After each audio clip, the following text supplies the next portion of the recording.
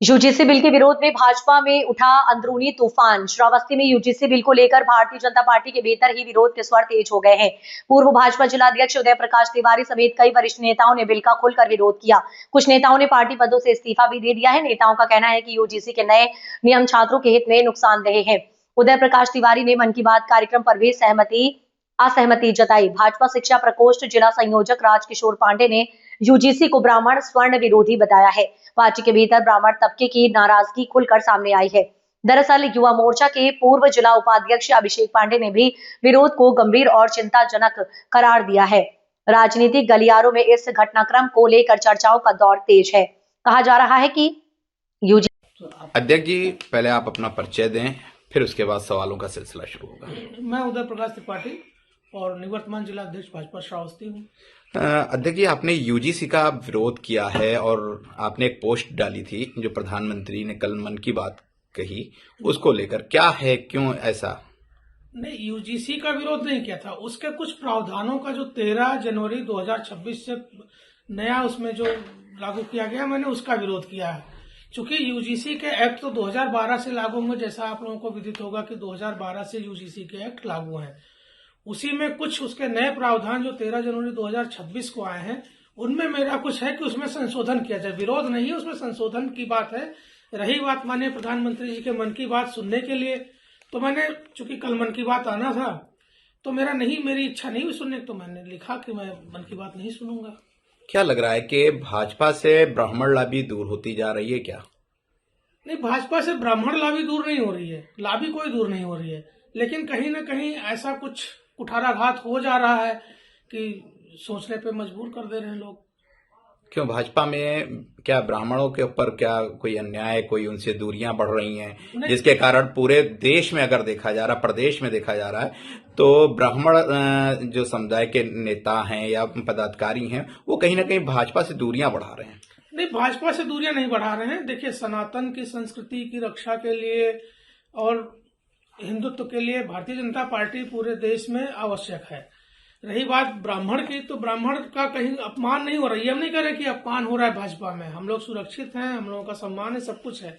लेकिन कहीं ना कहीं जो कुछ नए नियम, नए प्रावधान यूजीसी में आ रहे हैं, जिससे हमें लगता है कि हमारे बच्चों का भविष्य में अहित हो सकता है, तो हम उस पर जरूर बोलेंगे।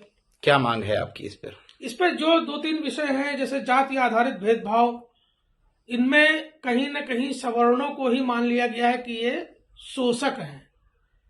उनके प्रति यदि कोई होता है किसी विश्वविद्यालय में या कहीं, जो मेधावी छात्र हैं, उनका हित कहीं न कहीं बाधित होगा।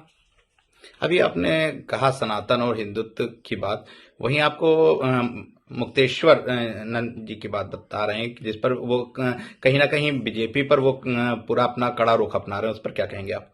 देखिए, अभी मुक्तेश्वरानंद जी के विषय में मुझे कोई टिप्पणी करनी नहीं है, क्योंकि वो स्वघोषित शंकराचार्य हैं। बाकी मुझे ज्यादा उनके विषय में जानकारी नहीं है। आगे क्या कदम है? जैसे अभी आपने देखा होगा कि कई जगह से बीजेपी के ब्राह्मण नेता खासतौर से उन्होंने इस्तीफा भी दिया है। आगे आपका क्या विचार है इसमें? नहीं, मैं तो भारतीय जनता पार्टी का सक्रिय सदस्य हूँ। लोग दे रहे इस्तीफा देना समस्या का समाधान नहीं है। आप अपनी बात को माननीय प्रधानमंत्री जी से कहें, माननीय शिक्षा मंत्री जी से कहें, उसमें संशोधन करें।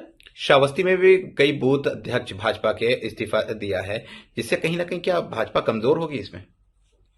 अब किस बूथ अध्यक्ष ने इस्तीफा दिया जानकारी हमें नहीं है, तो जो इस समय जिला अध्यक्ष जी वो बता पाएंगे उसमें ज्यादा डिटेल से।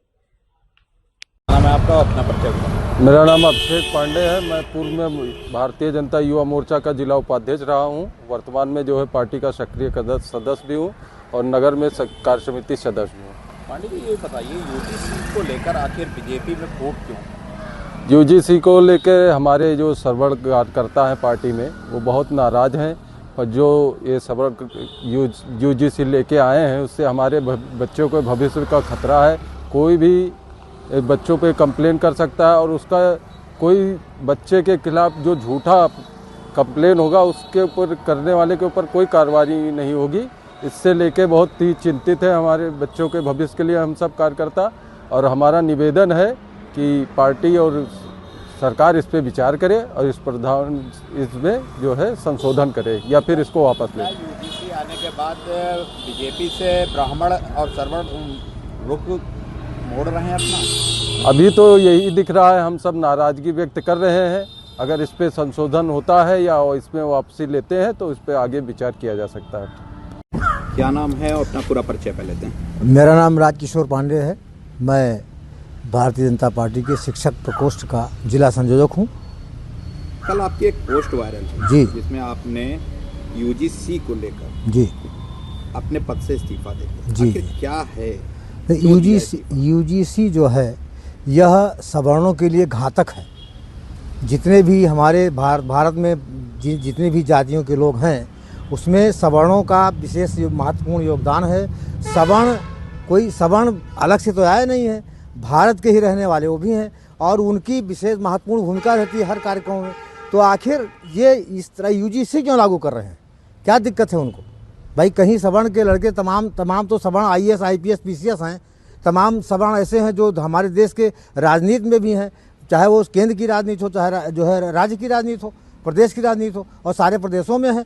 तो ऐसा तो है नहीं कि नहीं है। यूजीसी में आपको क्या गलत लग रहा है? हमको गलत ये लग रहा है कि जो कानून बनाया गया है कि लड़का अगर जो है किसी जो है दलित के तरफ देख ले, उनसे कुछ कह दे या डांट फटकार दे तो तुरंत मुकदमा लिख दिया जाए और इसके बाद में उसकी सुनवाई कतई नहीं की जाए सामान्य वर्ग की। यह कोई बात हुई?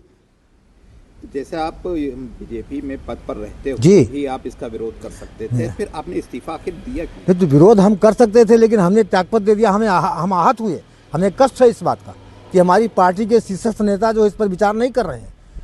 पिछले दिनों हमने देखा कि ब्राह्मण लॉबी एक बार बैठती है और जी, विचार करती है जी, तो उसको भी सरकार नोटिस दे देती है। हाँ, तो यही बीजेपी से ब्राह्मण का रुख बदल रहा है, क्या बीजेपी से हटते हुए नजर आ रहा है? अब इसके बारे में तो हम कुछ नहीं कहेंगे कि हमारे जो शीर्ष नेता हैं वो ब्राह्मणों से एकदम द्वेष रखे हुए हैं, लेकिन उनकी भावना इस तरह की है इसलिए ब्राह्मण आहत है। ब्राह्मण ही नहीं, सामान्य वर्ग आहत है।